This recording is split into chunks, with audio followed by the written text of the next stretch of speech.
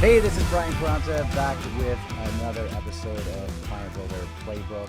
And today we're talking about why people buy emotionally. Larry Lewis, best-selling author, best damn sales trainer I've ever dealt with in my entire life. Something you and I talk about all the time, people buy emotionally. Yeah. Although I have a really hard time with this because I still to this day think about all the engineers we work with. And I feel like if we don't get into some type of analytical conversation, they don't move forward. So I still to this day have a little bit of disconnect with the whole buying emotionally thing because of those individuals. Well, and I think part of that stems from the fact that as men, we don't like to think of ourselves as overly emotional. But the fact of the matter is, although engineers, and we've talked about the DISC assessment, engineers tend to be the high C, conscientious on the DISC profile. They are the least emotional, but still, when it comes to making buying decisions, people make those buying decisions emotionally. Now, they will justify that decision rationally. And that's oftentimes where that engineers, where their reasoning, their spreadsheet mindset comes into play. But they tend to still go with their gut. They will just find a way to justify what their gut's telling them by running the facts and the figures to make sure that their original decision is a good one. The greatest prospect you can get, though, is the emotional one. It is. You know, I mean, they're quick to make decisions. Yes, right. I'm that way. Yes, you are. I am that way. You have a very short decision-making cycle, which is also one of the reasons that you're effective at selling, because what we find is that individuals who make decisions quickly will actually expect their prospects to make decisions quickly. So you will have a tendency to inadvertently or unconsciously push people to making decisions sooner than you otherwise would if you were a think-it-over kind of guy, and you're not a think-it-over kind of guy. Right. But back to this topic on people buying emotionally. They do. And the reality is that when you think about features and benefits really don't tap into the emotion. Now, we can talk about features and benefits once we've uncovered the underlying emotional reason why somebody would buy.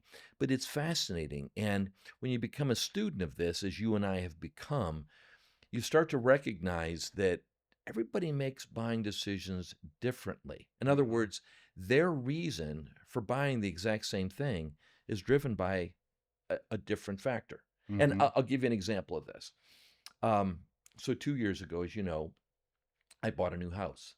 One of the first things that we wanted to do once we bought this house is put this nice deck on the back of our house. We had a very good sales rep that met with us the first time, and he helped create the vision for why we wanted this deck. Now, I know this has nothing to do with financial services, but I think this will give our listeners a pretty good example. So one of the first questions that Kelly asked, for those of you who don't know, Kelly is my significant other. One of the first questions that she asked is, when can we have this deck finished?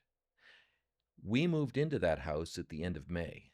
She had a date in mind of July 4th when we would have our first party.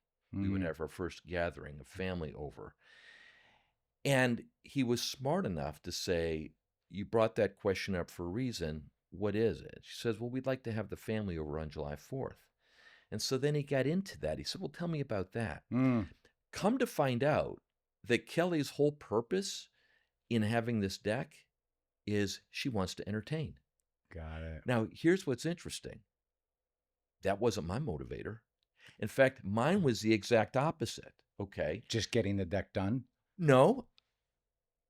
My idea of enjoying that deck is coming in off a road trip. Okay. Sitting at that deck at nighttime, watching sunset, hearing the sound of peepers if it's the spring, crickets if it's the late summer, fall. A Manhattan. Sipping a Manhattan. Right. And decompressing. Yes. And so here I am. That's how I'm envisioning myself enjoying the deck. She's envisioning it throwing a party.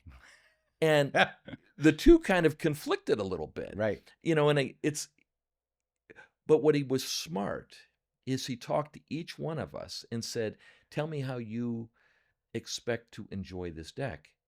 Kelly is now creating her first party in her mind, Yes. and Larry is sitting there sipping Manhattan, just decompressing from having been on the road for 4 or 5 days. And this is helping him also design the deck itself It is. for these purposes. It is. And what I'm getting Well, at he was is smart enough, not every person that is selling Mhm, knows to stop for a moment and ask that question. right.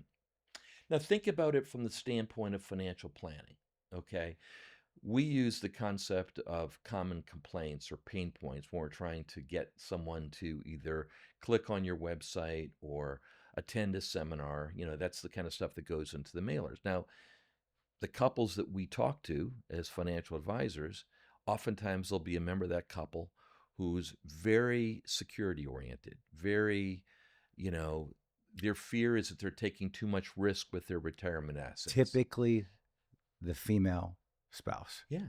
That makes They sense. they are risk adverse, They are. and the husbands typically are more risk takers. And and it's just the truth. I mean, after 25 years, that's probably what we see. 80-20. Yeah. So you'll have that member of the couple, and it doesn't always have to be the woman, but I know what you're Yeah, saying. right. Yeah. But so the woman wants to make sure that they're going to be okay. Yep. That, they're going to be able to live out their retirement without any fear of running out of money.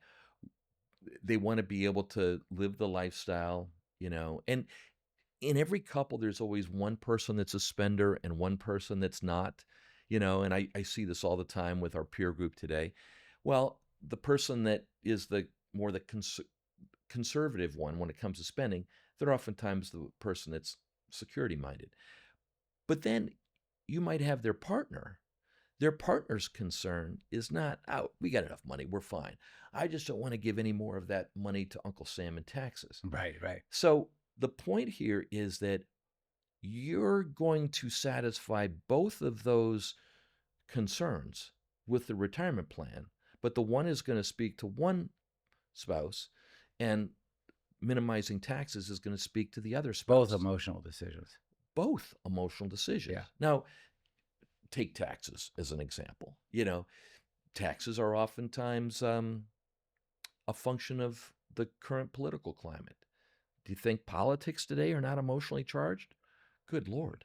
Absolutely. I mean, and it's almost, boy, that's a great example right there about politics, because when you think about who you're going to vote for, yeah, there is a gut emotional feeling too.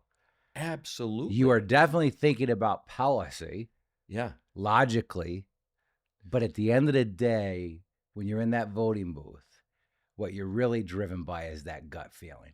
Especially today, with the way we tend to get fed the same news based on the algorithm of whatever social media platform we tend to listen to, or whatever podcast. We tend to live in our own little echo chambers, Mm-hmm. and that just fuels that. It fuels that emotion, and there's a reason for that. And that's one of the things that we want to talk about here today, because one of the biggest mistakes that salespeople make is they want to be the one doing all the talking. Yeah. And so what they hear is they hear a problem or a concern, and then they have this desire to jump in and let me tell you how you can fix that. Okay. The problem is it's too soon. It's premature. You've got to give that problem time to gestate or time to percolate to where it goes from a problem to what we call pain. Mm-hmm. And problems are things that we all deal with every day of our lives. And to be candid, we oftentimes just ignore them. We live in denial. We don't do something about those problems until they have risen to the point where there's a serious, where it's serious enough to where it's causing pain. Yeah. Great example. I look at men today, and you and I have been on weight loss journeys throughout the course of our friendship, right? And I've been on a weight loss journey for 48 years. as have I. And it was funny because I just went to my 50th high school reunion, and everybody in this room is 67, 68, 69 years old, and some guys look fantastic, some guys don't. You want to know who looked good? The guys that have had a health issue over the last 2 to 3 years. Because They these finally guys, get their shit together. they finally say, oh my God, Yeah. if I don't start eating right, if I don't start That's taking care of emotionally myself, driven. if I don't start getting exercise, That decision is emotionally I'm driven. going Yes. to die. Yes. That fear of death Yes. is a strong motivator. And Right. oftentimes it takes a crisis before people really get serious about it. The other group that have recently lost a lot of weight that looked pretty good were the guys that were divorced in the last 2 to 3 years. Another emotional. They're back on Yeah, the market. right. And so there's a different fear Right. that's driving their That they're going to be behavior. rejected, and so they need to look good to not be rejected. Exactly. So let me ask you this then, because I think every salesperson listening to this has thought about this. So let's go back to the conference room for a minute, okay? Mm-hmm. You get a prospect that comes in, and let's just say it's a highly analytical, high C personality, and they just say, "Well, look, I'm not happy with performance, and I just want to see what you can do." Right. How are you finding emotion in that? So when somebody tells you that they're looking for performance, that's not a random thought to them. They are coming to you because they're disappointed with the performance that they've been getting from their current advisor, or that they've been getting by doing it on their own. So, disappointment, when I think of the word disappointment, I feel an emotion. Yeah. Right? It is. Yep. Disappointment's an emotion. Yep. Okay. But again, if I'm a retirement planner, I don't really want to just talk about performance, because if you win on performance, you're also going to lose on performance, because the markets go up and down. You live and die. But we have to get behind performance and find out, what does performance mean to that individual. Performance typically to somebody means that they're going to be able to live the lifestyle that they want to, without fear of running out of money, or without fear of paying too much taxes, or having the ability to leave a legacy, or do what they want to do with that money. Or there's just always been this burning desire to reach a certain number. Exactly. Right? Because men pride themselves on sometimes reaching a certain accumulated number of wealth, right? Well, and the industry does that. Yeah, the industry, there was a series of ads that were out for a long time. It says, what's your number? Yeah, I'm walking around with that big number over their head. So performance is really a means to an end. So what I want to do, if somebody brings performance to me, is recognize it, but find out, what is the end that performance leads to. Okay, so you've talked about building the fire, right? And so, a guy comes in, and I'm not happy with performance, and I just want to see what you've got, right? So you're going to acknowledge that, but then how do you start to layer on that little bit of kindling, a little bit at a time, to where we get this little spark? So when somebody, to start roaring. When somebody comes to you, and I do use the analogy of building a fire. Yes. And if we can go back and use that fire analogy, I mean, think about when you build a fire. Yep. Brian, how do you build a fire? What do you start with? Yeah, a big little twigs. Yeah, little twigs, or you use paper. Yes. Or you'll use leaves, dried leaves, a pine cone. Yes. It's called tinder. Yes. Okay. And then once we light the tinder, in my favorite show out there, it has been for however, I think they're on their 50th episode coming up now, is Survivor. Mm-hmm. And the fire making challenge is always a big part of, the show final episode. Yeah.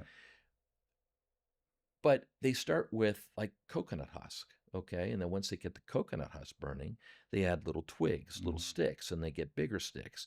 And the whole goal is to grow that fire to where it'll eventually burn the string going across the top, and the flag goes up, and they've won. Well, the mistake people make is all they do is put the tinder on there, and they just dump all their tinder on there, light that thing, hoping that it'll burn high enough to burn the string, but it burns out rapidly. Okay. So you've got to build this sequentially. Okay. And so questions are basically our kindling in terms of building that fire. And what you'll oftentimes see happen too is people that don't know how to make a fire, they'll light the tinder and they'll drop a big log on it. Right. All that does is flatten the fire. And that's probably most salespeople. It is. They drop the big log. The big log is basically their pitch or their presentation. Yes. So they get this little, the beginnings of a campfire started, and then they say, well, let me show you how you can fix that. And we That's come the forth log. with this big log that oftentimes has a price tag or a fee attached to it, and all that does is flatten the fire. Okay. Now, example of coconut husk, then. What would a question be that would be an example of coconut? Okay, so somebody comes to meet with you, and they give you, and I would call that the reluctant prospect, the prospect who doesn't bring you anything to start with. Yeah. So as you know, when we open a sales call, we always start with the advance agreement. Yes. The advance agreement is where we establish how much time do we have for this meeting so that we have some parameters established. And we ask the prospect, so what is it that caused you to schedule this meeting? Or what is it that brought you to our seminar? What do you want to talk about today? What's on your mind? What are your biggest concerns as far as retirement is concerned? And what we're trying to find out is clues, okay, as to what their pain is. And what we're hoping for is for them to say something like a common complaint.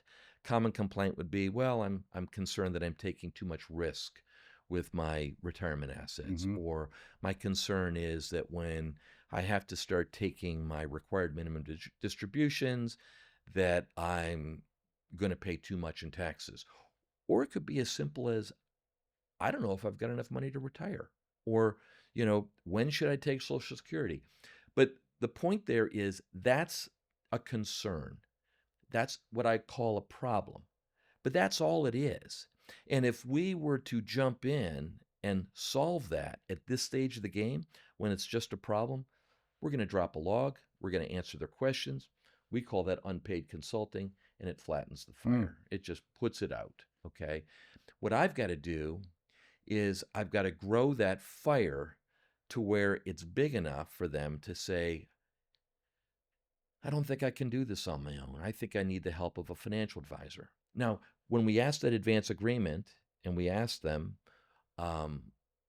what they want to talk about or what's on their mind or what are their biggest concerns surrounding retirement, sometimes we get that prospect that says, well, I just want to hear what you have to say. Yeah. You shared some good information at the seminar. That makes the salesperson start sweating. It does. Because they're going, I'm getting nothing. It does. Yeah. Now, the next thing we do, the final thing that we do in the advance agreement is we position the no. Yeah.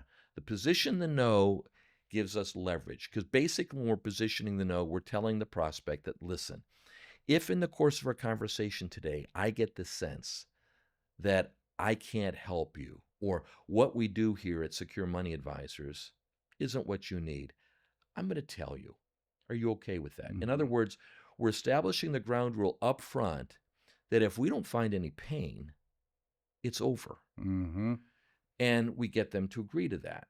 And then we ask, can you do the same for me? And so we establish permission up front that essentially, if their problems that they want to talk about are not compelling enough to amount to pain to where they need to be fixed, it's over. Okay? Do you think that lowers their guard? Absolutely.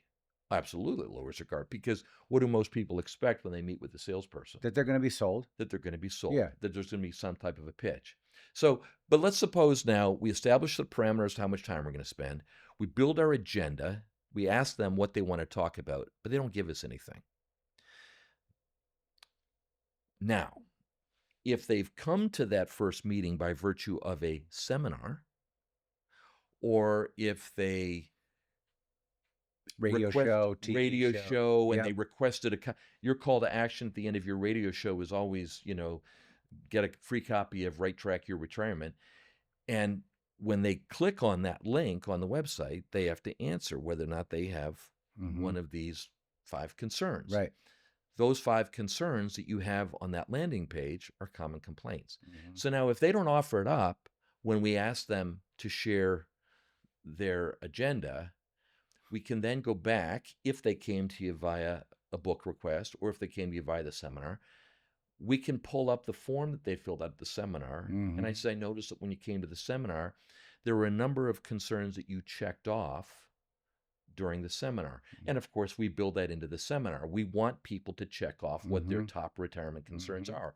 Or I see that when you requested a copy of our book, you checked off the concern regarding A or B.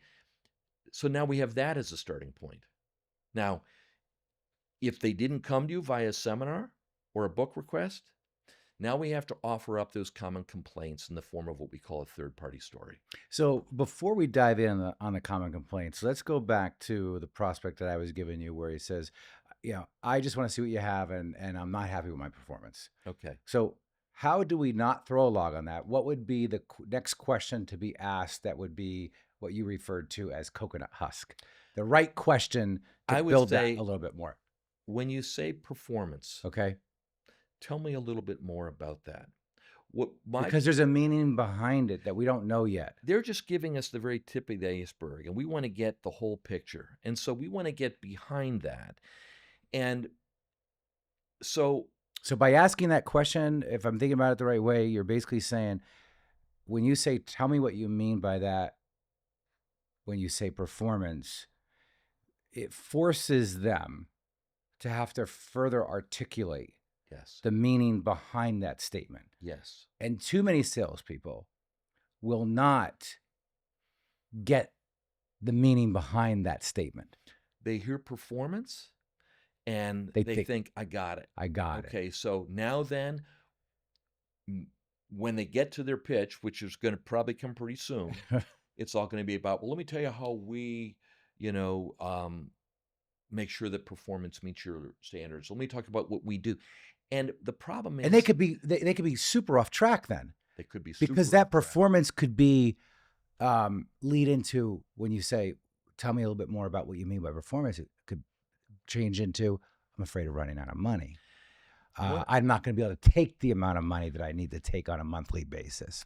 There's an old adage that one of my early mentors shared with me. He says, the problem the prospect brings you is never the real problem. Wow. It's a clue as to what the real problem is. So we've got to peel back that issue and we've got to flesh out the picture. So we have a questioning strategy. My version of it is called the diagnostic drill. Most sales trainers give it a name of their own, but it really was driven by the research that Neil Rackham did back in the early 80s when he wrote the book Spin Selling.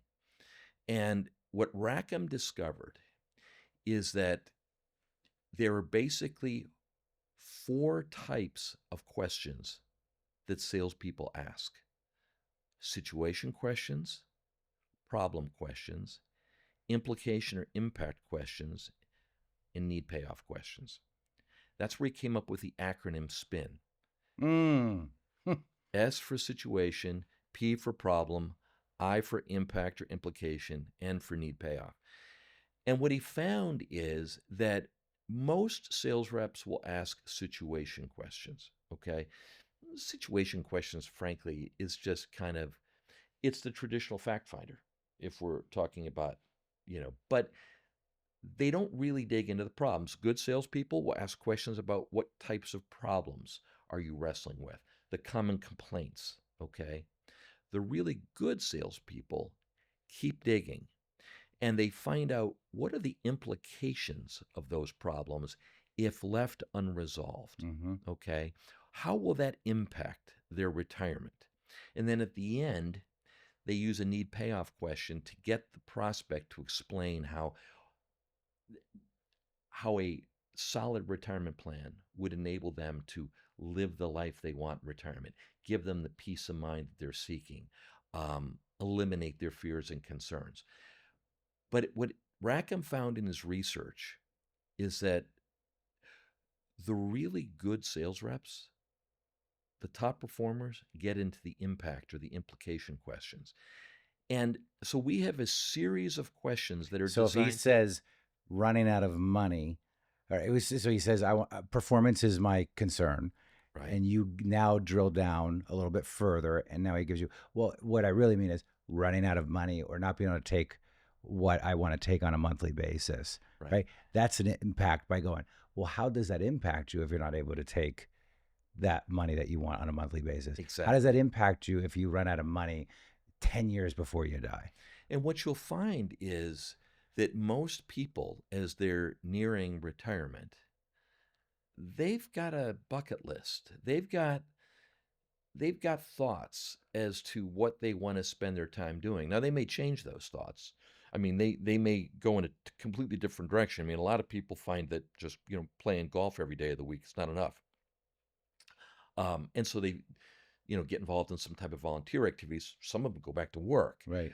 But the point here is what we've got to do is we've got to get that semblance of a problem and get them to talk about it to where they start to feel the impact, okay, and talk about that impact. And it needs to be them talking about it because when the words come out of their mouth, it resonates with them. It lands. When you're putting words in their mouth, frankly, it does two things. It triggers something that psychologists call reactance. Nobody wants to be told what they think, So the minute that salesperson says something, a classic example of bad salesmanship is they'll use some type of a tie-down phrase. That's what I was just thinking about. And they'll say something like, well, I'm sure you don't want to pay more in taxes than you really should, don't you? Well, even though that's true, somebody's going to kind of push back on that because they feel like you're putting words in their mouth. That old adage says, and we know each other so well that we can answer each other's sentences. When I hear that from a spouse, I want to turn to the other spouse and says, do you like when they answer your sentences? Because they typically don't. Wow, that's powerful. So because if you put it in, when you think about that, yeah, and you think about how annoying that is for you to start telling a story and then your spouse take over that story. It's horrible. It's horrible. Yeah. Yeah. It's your story. It's right. your time. That's right. So what we want to do. So you're saying that typical salespeople are putting those sentences in these other people's mouths, and that is creating an emotional discomfort. It creates discomfort. It actually causes people to push you away. Okay. It actually causes powerful. That reactance is triggered. You've got little boys, you know what it's like when you try and tell Maddox or Braden what to do. It doesn't work well. Don't tell me you're not the boss of me. I mean, they don't want to be told. They have to give them a choice. They have to. Do you want to do this or do you want to do that? There you go. Right. So you want them to come up with it on their own. Yeah. So Rackham came up with this questioning strategy around SPIN, situation, problem, impact, and need payoff. We've built on that. So I've got something called the diagnostic drill. The diagnosis step is where we take a problem and we turn it into pain. So the diagnosis step is where I would say to you, if you bring up performance, when you say performance, tell me more about that. Mm-hmm. How long has this been a concern for you? Well, let's do it right now. So it's been a concern, I don't know, past couple of years when my advisor really, every year I meet with him, I'm just not seeing what I wanted to see. So when you say that you're not seeing what you want to see, what is it that you're not seeing? Well, my money's not growing fast enough. Not growing fast enough. So when you say growing fast enough, what's the end goal for that money? I really haven't thought about that. But I'm just, I guess what it really comes down to is I'm just afraid that if it doesn't grow fast enough, that I'm going to run out of money. I can appreciate that. That's something that we hear all the time from the people that are meeting with us. They have this sense that they have to have a certain performance for their money so they can hit a number that will then say, okay, you have enough to where you can retire.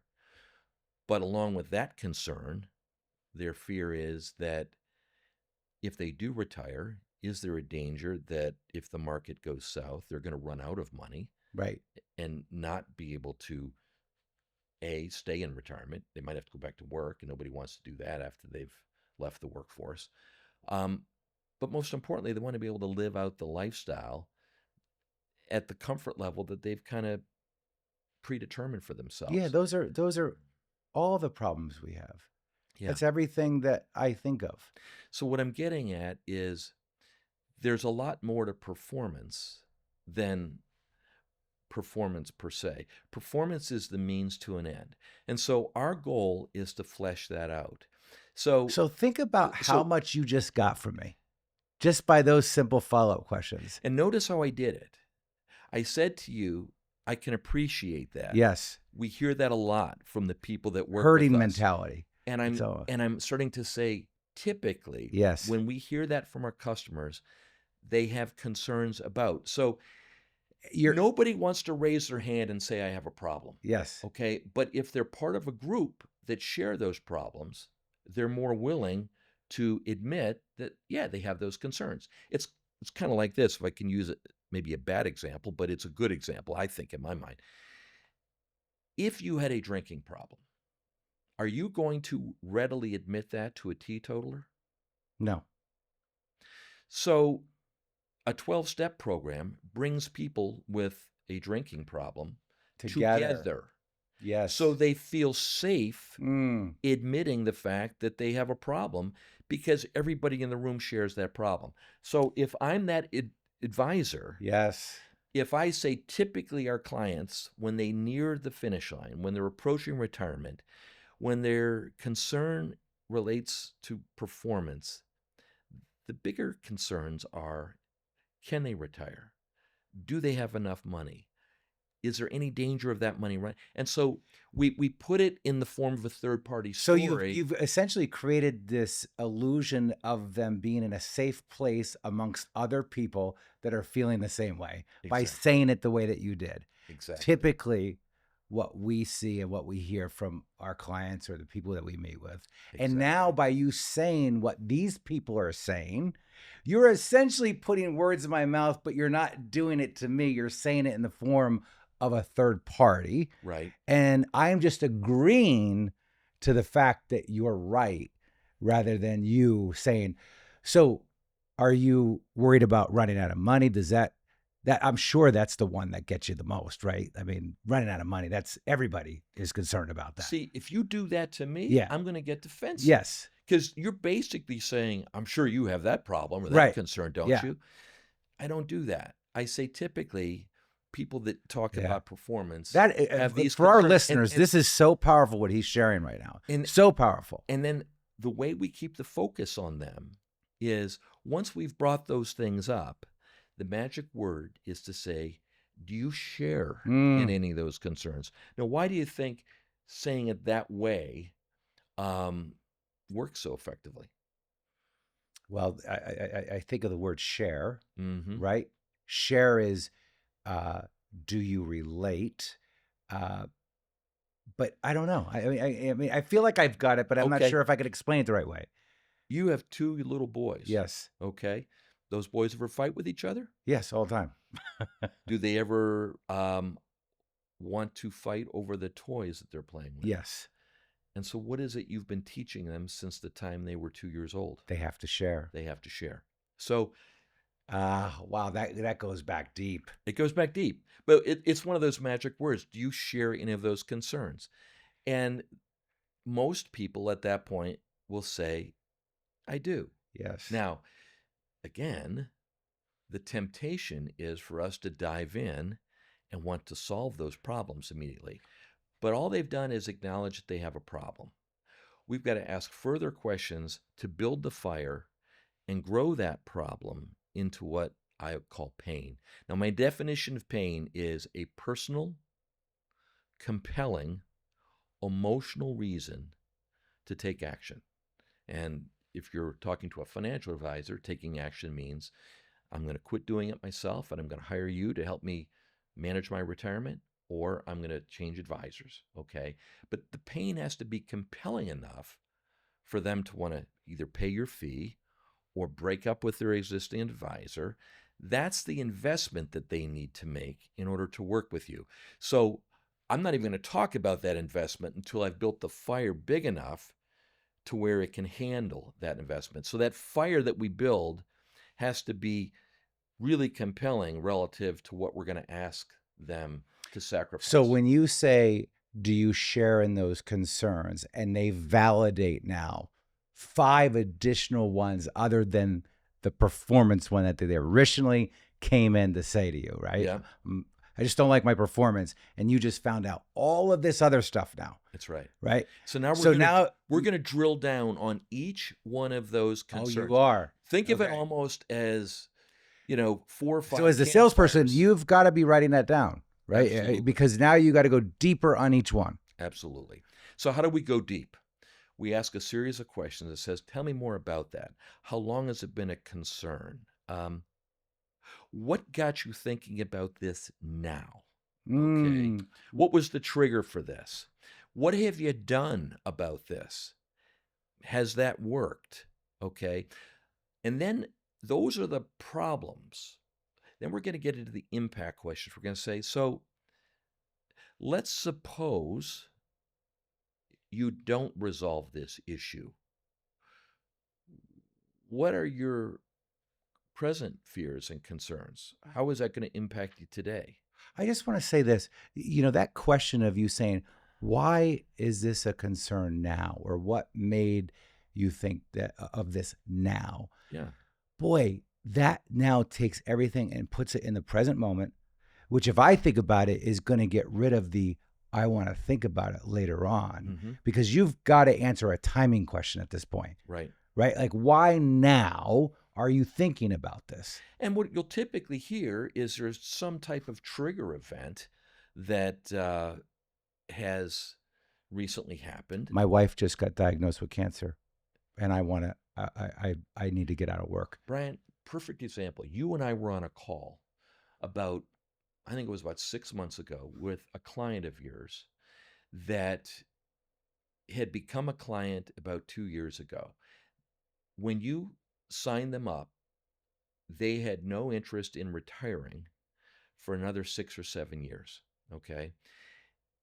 And all of a sudden, they wanted to meet with you.